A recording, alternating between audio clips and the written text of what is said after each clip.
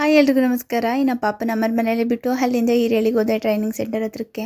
Sharp 10 ಗಂಟೆಗೆಲ್ಲ ಇರಬೇಕು ಅಂತ ಹೇಳಿದ್ರು. ತುಮಕೂರಿಂದ ಹಿರೇಳಿಗೆ ಹೋಗ್ಬೇಕಾದ್ರೆ ತುಂಬಾನೇ ಕಷ್ಟ ಆಗೋಯ್ತು. ಬಸ್ಸೆಲ್ಲ ಸ್ಟಾಪ್ ಕೂಡ ಇಲ್ಲ, ಎಲ್ಲ ಬಸ್ಸು.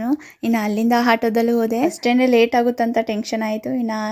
ಇಲ್ಲ ಕರೆಕ್ಟ್ ಟೈಮ್ ಹೋದೆ, ಎಲ್ಲರೂ ಅವಾಗ ತಾನೇ ಬರ್ತಿದ್ರು. ಇವತ್ತು ಕ್ಲಾಸಸ್ ಎಲ್ಲ ನಡೀತವೆ, ಸರ್ಗಳು ಬಂದು ಕ್ಲಾಸ್ ಅಂತಾರೆ ಅಂತ ಹೇಳಿದರು.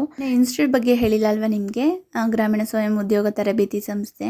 ಇನ್ನು BC ಸಖಿಯಾಗಿ ವರ್ಕ್ ಮಾಡೋಕ್ಕೆ ಟ್ರೈನಿಂಗ್ ತೊಗೊತಾ ಇದ್ದೀವಿ.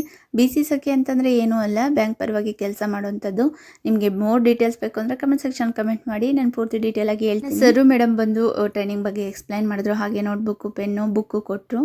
ಅದಾದಮೇಲೆ ಸರ್ ಬಂದು ಒಂದು ಸ್ವಲ್ಪ ಹೊತ್ತು ಕ್ಲಾಸ್ ತೊಗೊಂಡ್ರು. ಇನ್ನು ಊಟದ ವ್ಯವಸ್ಥೆಗೆ ಹೋದರೆ ಬೆಳಿಗ್ಗೆ ಕಾಫಿ, ಟೀ, ಹಾಗೆ 3 ಟೈಮ್ ಊಟ, ಮಲ್ಕೋಕ್ಕೆ ನೈಟ್ ವ್ಯವಸ್ಥೆನೂ ಇದೆ. ಇಲ್ಲೇ ಉಳ್ಕೋಬೋದು. 5:30ವರೆಗೂ ಕ್ಲಾಸ್ ಇರುತ್ತೆ. ಇನ್ನು ಕ್ಲಾಸ್ ಮುಗಿಸ್ಕೊಂಡು ರಿಟರ್ನ್ ಮನೆಗೆ ಹೋಗ್ತಾ ಇದ್ದೀವಿ.